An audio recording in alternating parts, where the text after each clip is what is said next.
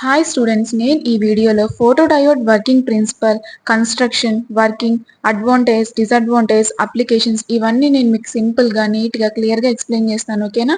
So video last వరకు చూడండి, ఎక్కడా స్కిప్ చేయకండి. మీకు అర్థమయ్యేలాగే సింపుల్ వర్డ్స్లో నీట్గా ఎక్స్ప్లెయిన్ చేస్తాను.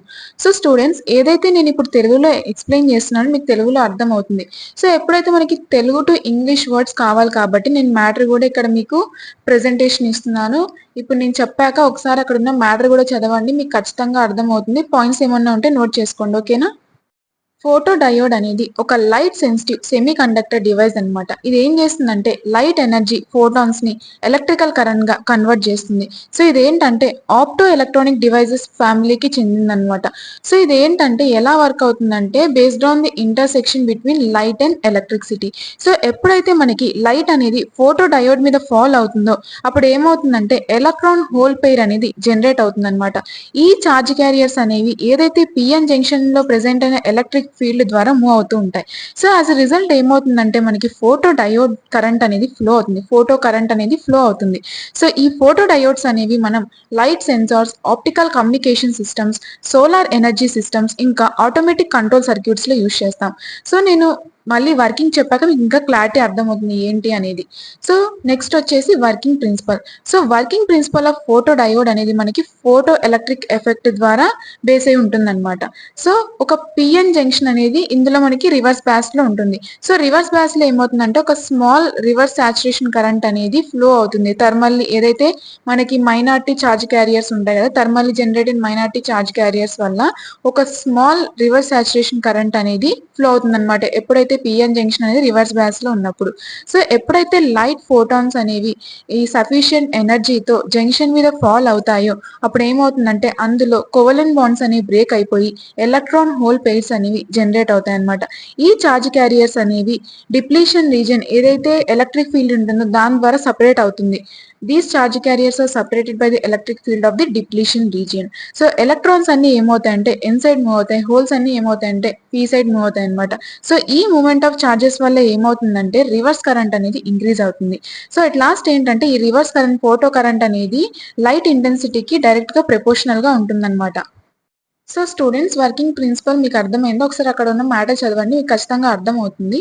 సో నెక్స్ట్ కన్స్ట్రక్షన్ ఏంటంటే ఫోటో డయోడ్ అనేది semiconductor materials like silicon or జెర్మానియంతో కన్స్ట్రక్ట్ అయి ఉంటాయి అనమాట. So it consisting of PN junction అనేది ఉంటుంది. ఇది అనేది metal or plastic or glass casing తో ఎన్క్లోజ్ అయి ఉంటుంది అనమాట. సో ఈ కేసింగ్ ఎలా డిజైన్ చేశారంటే లైట్ అనేది ఒక్క సైడ్ నుంచే ఎంటర్ అయ్యే విధంగా డిజైన్ చేశారనమాట. అంటే ఏదైతే జంక్షన్ అనేది మనకు లొకేట్ అయి ఉంటుందో the side wear the junction is located అక్కడ లైట్ ఎంటర్ అయ్యే విధంగా ఈ కేసింగ్ అనేది డిజైన్ చేశారనమాట మనకి.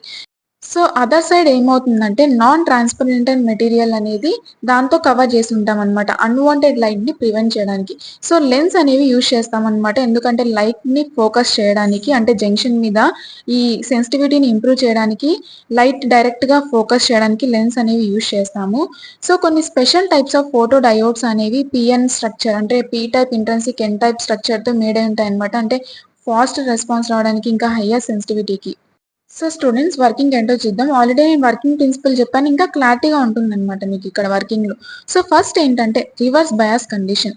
ఇందులో ఏమవుతుందంటే ఫోటో డయోడ్ అనేది మనం రివర్స్ బయాస్ లో కనెక్ట్ చేసి ఉంటాం అనమాట. అంటే negative terminal of P side, positive వచ్చేసి ఎన్ సైడ్ కనెక్ట్ చేసి ఉంటాం. టర్మినల్స్ ఉంటాయి కదా, సో నెగిటివ్ వచ్చేసి పీ సైడ్, పాజిటివ్ వచ్చేసి ఎన్ సైడ్. సో ఈ కండిషన్ లో ఏమవుతుందంటే మనకు ఓన్లీ స్మాల్ డార్క్ కరెంట్ అనేది ఫ్లో అవుతుంది అనమాట due to thermally generated carriers వల్ల. సో ఎప్పుడైతే లైట్ అనేది జంక్షన్ మీద ఫాల్ అవుతుందో ఈ లైట్ ఫోటాన్స్ అనేవి డిప్లీషన్ రీజన్ కి స్ట్రైక్ అవుతాయి అనమాట. సో ప్రతి ఒక్క ఫోటాన్ అనేది ఒక ఎనర్జీతో వచ్చేస్తుంది. సో దీనివల్ల ఏమవుతుందంటే ఈచ్ ఫోటాన్ అనేది ఎనఫ్ ఎనర్జీతో మనకు ఒక ఎలక్ట్రాన్ హోల్ పెయిర్స్ అనేవి క్రియేట్ చేస్తాయి అనమాట. సో ఈ ఎలక్ట్రిక్ ఫీల్డ్ ఏదైతే జంక్షన్ లో ఉందో ఇవి పెయిర్స్ ని సపరేట్ చేస్తాయి. అంటే ఎలక్ట్రాన్స్ అన్ని మనకి ఏమవుతాయంటే ఎన్ సైడ్ మూవ్ అవుతాయి, హోల్స్ అన్ని ఏమవుతాయంటే పీ సైడ్ మూవ్ అవుతాయి అనమాట. సో ఈ మూమెంట్ ఆఫ్ చార్జ్ క్యారియర్స్ వల్ల ఏమవుతుందంటే సర్క్యూట్ లో ఫోటో కరెంట్ అనేది ప్రొడ్యూస్ అవుతుంది. నెక్స్ట్ వచ్చేసి dependency on light intensity. So ఏవైతే మనకి number of electron hole pairs generate అవుతాయో ఇవేంటంటే లైట్ ఇంటెన్సిటీ మీద డిపెండ్ అయి ఉంటాయి అనమాట. సో ఇల్యూమినేషన్ ఇంక్రీజ్ అయ్యే కొద్దీ మనకి ఫోటో కరెంట్ కూడా ఇంక్రీజ్ అవుతుంది అనమాట. నెక్స్ట్ వచ్చేసి ఏంటంటే డార్క్ కరెంట్ అన్నమాట. ఈవెన్ టోటల్ డార్క్‌నెస్ లో కూడా మనకు ఒక స్మాల్ కరెంట్ అనేది ఫ్లో అవుతుంది. దాన్నే మనం డార్క్ కరెంట్ అంటాము. సో ఇదేంటంటే థర్మల్లీ జనరేటెడ్ క్యారియర్స్ ద్వారా జనరేట్ అవుతుందన్నమాట. ఇదేంటంటే లైట్‌కి ఇండిపెండెంట్ గా ఉంటుంది. నెక్స్ట్ వచ్చేసి voltage and current characteristics of photo diode అన్నమాట. సో ఏదైతే మనకి ఈ VI క్యారెక్టరిస్టిక్స్ కర్వ్ ఏం చూపిస్తుందంటే వోల్టేజ్ ఇంకా కరెంట్ యొక్క రిలేషన్‌షిప్ ని చూపిస్తుందన్నమాట. డిఫరెంట్ లెవెల్స్ ఆఫ్ లైట్ ఇంటెన్సిటీలో. సో కీ అబ్జర్వేషన్స్ ఏంటంటే ఈ డయోడ్ అనేది మనకి రివర్స్ బయాస్‌లో ఆపరేట్ అవుతుంది. ఎప్పుడైతే మనకి ఎలాంటి లైట్ అనేది ఫాల్ అవ్వదో స్మాల్ డార్క్ కరెంట్ అనేది ఫ్లో అవుతుంది. సో ఎప్పుడైతే లైట్ ఇంటెన్సిటీ అనేది ఇంక్రీజ్ అవుతుందో రివర్స్ కరెంట్ అనేది ఇంక్రీజ్ అవుతుందన్నమాట. సో ప్రతి ఒక్క కర్వ్ అనేది మనకి డిఫరెంట్ ఇల్యూమినేషన్ లెవెల్స్ ని రిప్రజెంట్ చేస్తుంది. సో ఫార్వర్డ్ బయాస్ లో ఏంటంటే ఫోటో డయోడ్ అనేది ఒక నార్మల్ డయోడ్ లాగా యాక్ట్ అవుతుందన్నమాట.